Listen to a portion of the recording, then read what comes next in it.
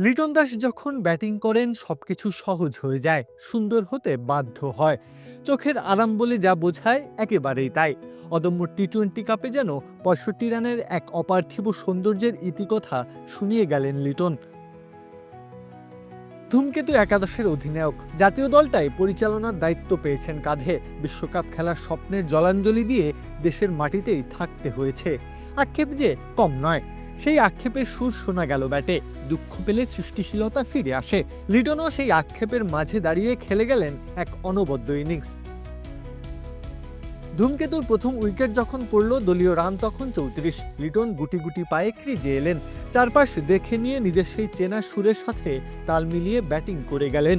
মারার বলটাকে দৃষ্টি কেড়ে নেওয়া মোহনীয় শটে সীমানার বাইরে পাঠালেন। আবার ১-২ রান নিয়ে দলের উপর থাকা সমস্ত চাপ ঝেড়ে ফেললেন।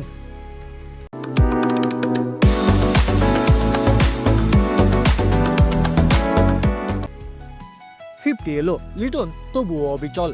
দলের জয় নিশ্চিত করতে হবে যে তাকেই। তিনি যে দলনেতা, ব্যক্তিগত খাতায় সাফল্য এলেই তো আর দায়িত্ব শেষ হয় না। উইনিং শটটা তাই তিনি হাঁকালেন, দলকে জয় এনে দিলেন। ততক্ষণে যে নামের পাশে হার না মানা ৬৫ রানের গল্প কথা লেখা হয়ে গেছে। ১৫১ স্ট্রাইক রেটে ব্যাট করেছেন পুরোটা সময়।